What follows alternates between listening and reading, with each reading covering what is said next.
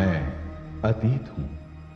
उधर पार्वती स्वरूपा माता दुर्गा ने दैत्यों की शक्ति समाप्त कर दी, उन्हें पुनः पाताल लोक जाने पर विवश कर दिया। देवताओं को देवलोक वापस मिल गया, संघर्ष समाप्त हो गए। अब सारे ब्रह्मांड में शांति थी, किंतु विष्णु लोक का वातावरण केवल अशांति नहीं, संघर्षपूर्ण था। आदि शक्ति की बनाई हुई दोनों शक्तियों लक्ष्मी और सरस्वती में श्रेष्ठता को लेकर अदृश्य संघर्ष आरंभ हुआ। सरस्वती ज्ञान की देवी है और लक्ष्मी ऐश्वर्य तथा वैभव की, दोनों एक दूसरे की प्रतियोगी। और एक दिन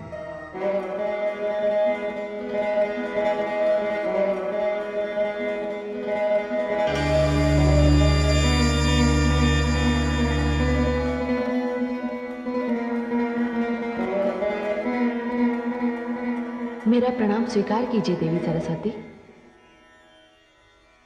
आइए देवी लक्ष्मी, आपके आगमन से ब्रह्मलोक धन्य हुआ। आपका स्वागत है, आसन ग्रहण कीजिए। धन्यवाद। धन्यवाद देवी सरस्वती।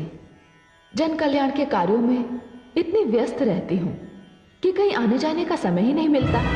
अब क्या करूं, मेरा नाम ही लक्ष्मी है, धन और वैभव की देवी हूं। सारा विश्व आदर करता है मेरा, घर घर में मेरा स्वागत होता है। जहां जहां पहुंच जाती हूं, सुख, संपत्ति और वैभव अपने आप पहुंच जाते हैं वहां। यह सत्य है देवी कि आप सुख, संपत्ति और वैभव की देवी हैं। यह भी सत्य है कि घर घर में आपका स्वागत होता है। किंतु क्या देवी सरस्वती? किंतु आप कहीं टिकती नहीं, स्थिरता नहीं है आप में। इसलिए तो संसार आपको चंचला कहता है। क्षणे रुष्टा क्षणे तुष्टा। आप एक क्षण में रुष्ट हो जाती हैं और एक क्षण में तुष्ट। आज आप यहां हैं तो कल वहां। किंतु मैं ऐसी नहीं हूं। मैं तो ज्ञान और विद्या की देवी हूं। मैं एक बार जिस मंदिर में प्रवेश कर जाती हूं, वहां सदा के लिए स्थापित हो जाती हूं। किंतु मेरे बिना किसी को जीवन का सुख नहीं मिलता। मैं धन हूं देवी सरस्वती, और निर्धनता सबसे बड़ा अभिशाप है। धन तो मैं भी हूं देवी लक्ष्मी। अंतर इतना है, आपका दिया हुआ धन तन के लिए है और मेरा दिया हुआ धन मन के लिए है। आपका दिया हुआ धन कोई भी चुरा सकता है, छीन सकता है, किंतु मैं तो विद्या हूं, ज्ञान हूं। मुझे ना तो कोई चुरा सकता है, ना छीन सकता है। और सबसे बड़ी बात तो यह है कि मेरा दिया हुआ धन जितना भी बांटिए उतना ही बढ़ता है। देवी सरस्वती, आप जानती हैं राजा को राजा क्यों कहते हैं? क्योंकि उसके पास मैं हूं। आप भूल रही हैं देवी लक्ष्मी, राजमुकुट का तब तक कोई अर्थ नहीं जब तक उसके पीछे राज तिलक का आधार ना हो, बल ना हो, संस्कार ना हो। और राज तिलक के पीछे शक्ति होती है मंत्र की, विद्या की, ज्ञान की। और सत्य तो यह है देवी लक्ष्मी कि जिसके पास मेरी दी हुई बुद्धि की शक्ति ना हो, उसके पास आपका दिया हुआ धन भी नहीं रह सकता। देवी सरस्वती, आपके पास थोथे शब्दों की कमी नहीं, आप तो बस वाणी ही वाणी हैं। देवी लक्ष्मी,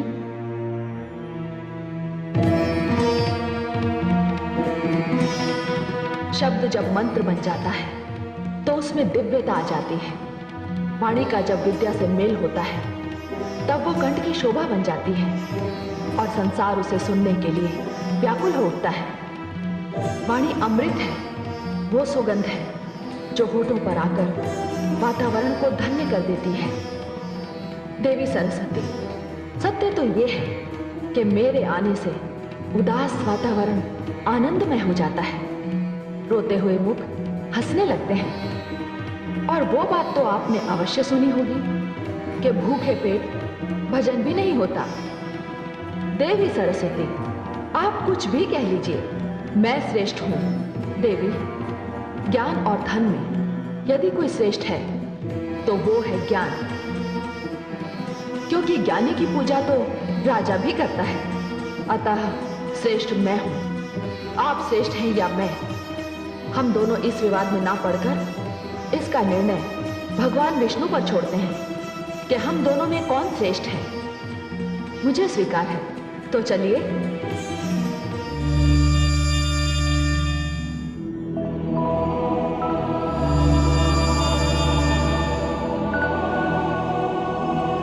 प्रणाम देवी सरस्वती। प्रणाम। अरे देवी गंगा तो पहले से ही यहां उपस्थित है।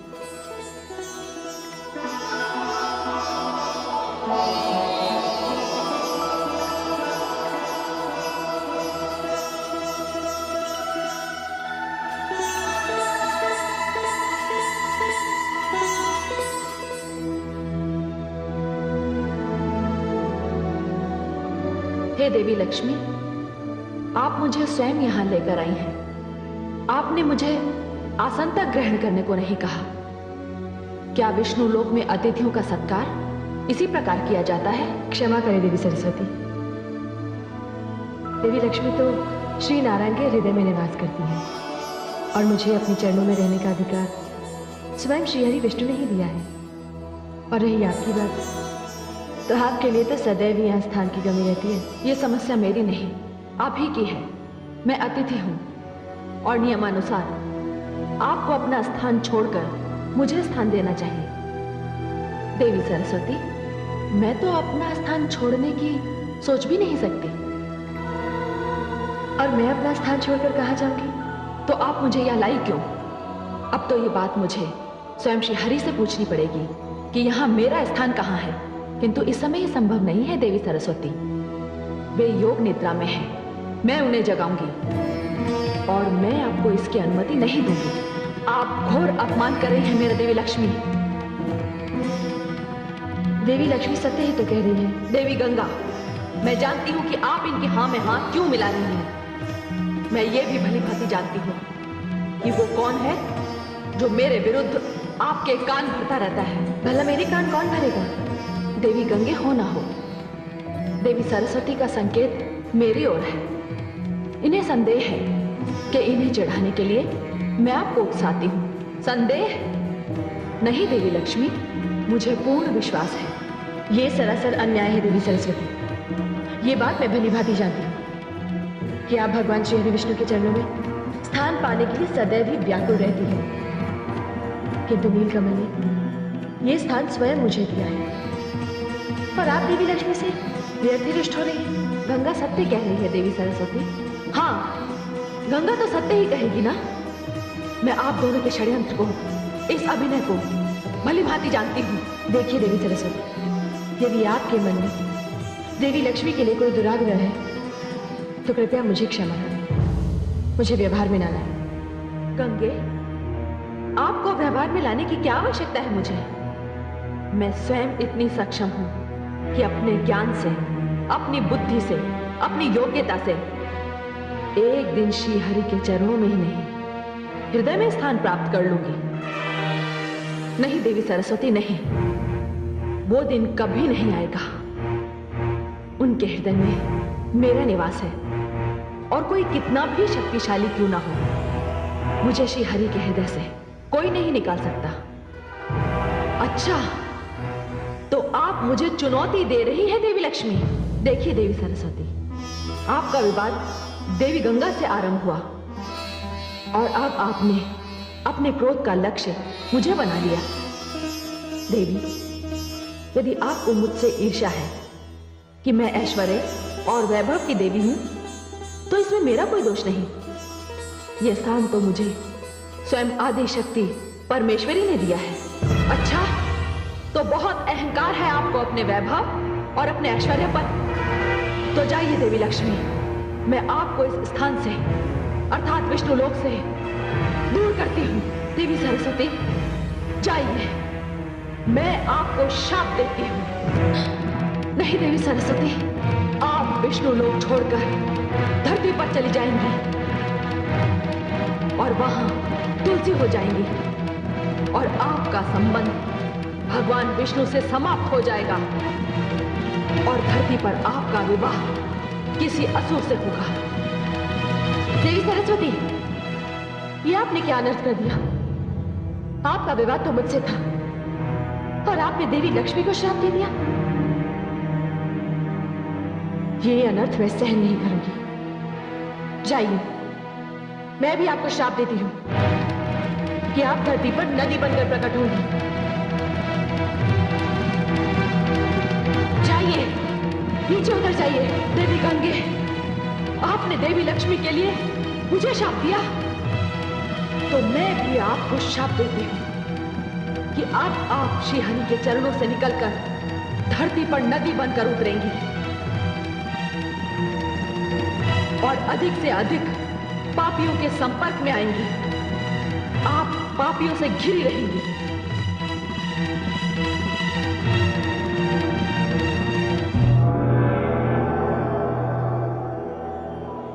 हे आदिशक्ति परमेश्वरी, ये क्या हो रहा है? आपकी रची हुई ये दो शक्तियां, देवी लक्ष्मी तथा देवी सरस्वती, आपस में लड़ रही हैं। क्यों? इसमें विचित्र क्या है? धन और बुद्धि में तो सदैव संघर्ष रहा है और सदैव रहेगा। यही तो होता आ रहा है। ऐश्वर्य कहता है उसके बिना सब व्यर्थ है। ज्ञान कहता है उसके बिना सब व्यर्थ है। श्रेष्ठता का ये युद्ध ना कभी रुका है और ना कभी रुकेगा। किंतु हे आदिशक्ति परमेश्वरी, इसका परिणाम क्या होगा? ये तीनों देवियां जाएंगी कहां? हे महाकाली, इसके लिए तो पृष्ठभूमि बहुत पहले से बन चुकी है। मैं आपका तात्पर्य नहीं समझी देवी परमेश्वरी, मैं तुम्हें समझाती हूं। वो देखो, वन में एक राजा कितनी कठिन तपस्या कर रहा है। इस राजा का नाम है धर्मध्वज। ओम श्री लक्ष्मी देवाय नमः। ओम श्री लक्ष्मी देवाय नमः।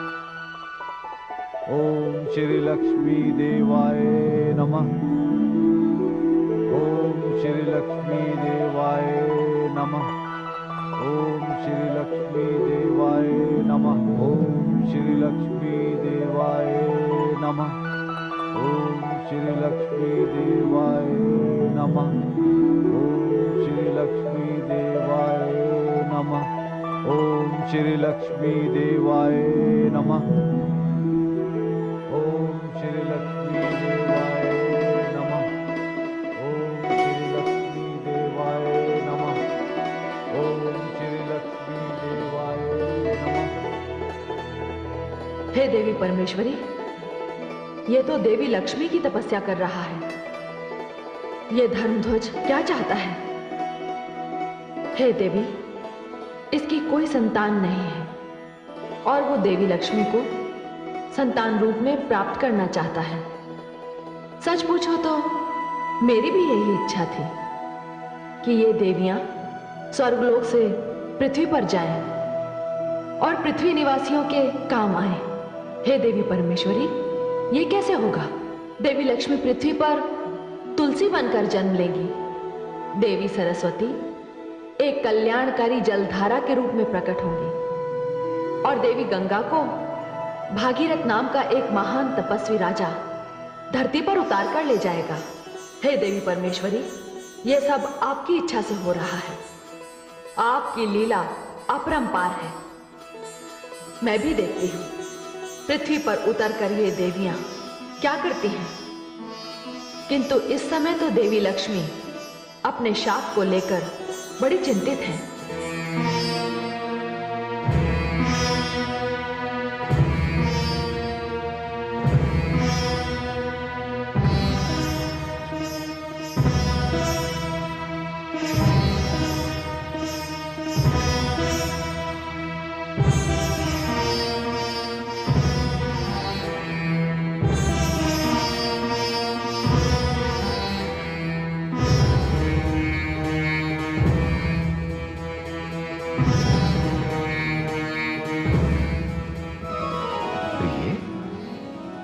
मैंने आपको इतना अधिक चिंतामग्न पहले कभी नहीं देखा।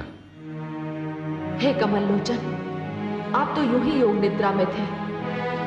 आपको तो ज्ञात भी नहीं होगा कि यहां देवी सरस्वती ने पधार कर क्या अनर्थ कर दिया। नहीं नहीं, मुझे तो कुछ भी ज्ञात नहीं, परंतु अनर्थ क्या हुआ? हे कमल लोचन, कहां मैं और कहां वो, और वो मुझे शाप देकर चली गई। श्राप? आपको श्राप? क्या श्राप दिया उन्होंने आपको? मानव योनि में जन्म लेने का। प्रिय, ये तो कोई श्राप ना हुआ, ये तो विधि ने पहले से ही रच रखा है। कदाचित आप ये नहीं जानते कि राजा धर्मध्वज आपको पुत्री रूप में प्राप्त करने के लिए आप ही की तपस्या कर रहे हैं। यदि आप उनका कष्ट देखेंगी तो आपका हृदय पिघल जाएगा और आपको उन्हें वर देना ही पड़ेगा। तनिक देखिए तो कि राजा धर्मध्वज की क्या स्थिति है। वन में तपस्या करते करते उनके शरीर पर धूल मिट्टी ने अपना डेरा जमा रखा है। वे कभी भी किसी भी भयानक वन्य प्राणी का आहार बन सकते हैं। आप तो करुणामयी है ना? जाने आपका ध्यान राजा धर्मध्वज की ओर क्यों नहीं गया?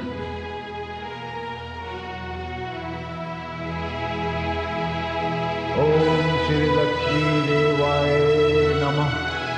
ओम श्री लक्ष्मी देवाय नमः। ओम श्री लक्ष्मी देवाय नमः। ओम श्री लक्ष्मी देवाय नमः। ओम श्री लक्ष्मी देवाय नमः। ओम श्री लक्ष्मी देवाय नमः। ओहो, हे कमल लोचन, महाराज धर्मध्वज तो सचमुच बड़े कष्ट में हैं। उनकी ये दशा देखी नहीं जा रही है मुझसे। मैं तो इसी समय जाकर उन्हें वरदान दे दूं, किंतु मैं आपके इस किंतु को भली भांति समझता हूं देव। आप इस संकोच में हैं कि पृथ्वी पर जाकर आप में सारे गुण मानव वाले आ जाएंगे। हाँ कमल लोचन, और मैं आपसे दूर हो जाऊंगी और सारी दैवी शक्तियां भी मुझसे छिन जाएंगी। ये बात तो है, किंतु मानव में एक विशेष गुण तो है कि वो अपनी तपस्या के द्वारा कुछ भी प्राप्त कर सकता है। ठीक उसी प्रकार जिस प्रकार राजा धर्मध्वज को आप पुत्री के रूप में उसकी तपस्या के द्वारा प्राप्त होंगी। हाँ, ये सत्य है, किंतु हे कमल लोचन, आपको मुझे सहयोग देना होगा। संसार में मैं आपके बिना कैसे रह पाऊंगी? हे प्रिय, आपसे दूर तो मैं भी नहीं रह सकता। मैं आऊंगा, आपके लिए अवश्य आऊंगा, क्योंकि आपको इस श्राप से मुक्त करने के लिए तो मुझे आना ही होगा। नहीं तो मेरा यह वैकुंठ अपनी शक्ति के बिना सूना सूना लगेगा। फिर आज्ञा दीजिए कमल लोचन, मैं प्रस्थान करती हूं।